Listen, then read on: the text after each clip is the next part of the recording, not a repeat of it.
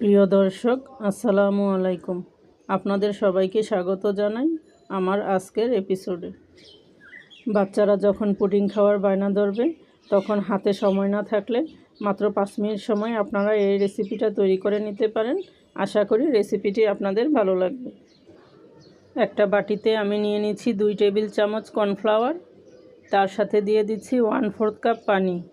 পানি আর কর্নফ্লাওয়ারটা একসাথে ভালো করে মিশিয়ে নিব।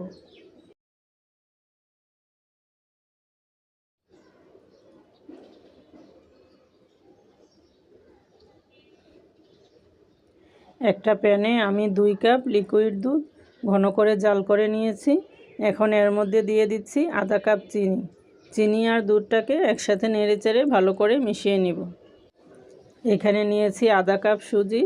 সুজিটাকে অল্প অল্প করে দিয়ে মিশিয়ে নিব এবং চুলার জালটা একদম লোতে করে দিতে হবে, তা না হলে সুজিগুলি দলা পাকিয়ে যাবে। এখানে যেই কর্নফ্লাওয়ারটা আমি গুলে রেখেছিলাম ওইটা এর সাথে দিয়ে ভালো করে মিশিয়ে নিব।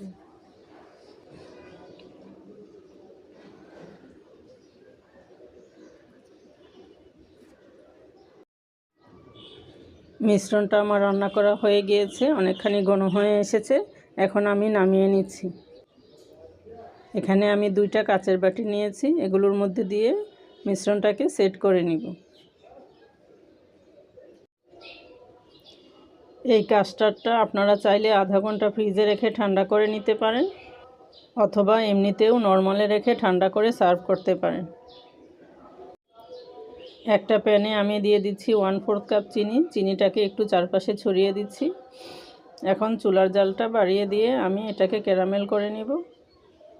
এটা প্রথম দিকে নাড়া যাবে না, যখন একটু লাল হয়ে আসবে ওই অবস্থায় নাড়তে হবে। প্রথম দিকে নাড়লে এটা গুটি পাকিয়ে যাবে, তখন ক্যারামেলটা ভালো হবে না। ক্যারামেলটা আবার লাল হয়ে এসেছে। এখন এর মধ্যে আমি দিয়ে দিচ্ছি অল্প করে পানি।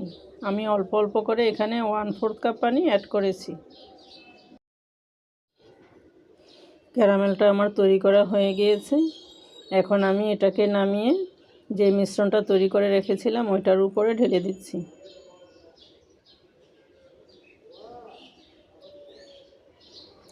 এই পুডিংটা আপনারা বাচ্চাদের জন্য, অথবা হঠাৎ করে যদি বাসায় কোনো অতিথি চলে আসে, তখন আপনারা এটা খুব অল্প সময়ে চা বসিয়ে দিয়ে আপনারা তৈরি করে নিতে পারেন।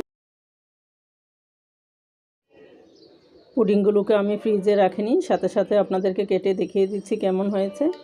আপনারা আধা ঘন্টা ফ্রিজে রেখে তারপরে সার্ভ করবেন, ঠান্ডা ঠান্ডা খেতে ভালো লাগবে। আশা করি রেসিপিটি আপনাদের ভালো লেগেছে। সবাই ভালো থাকবেন। আল্লাহ হাফেজ।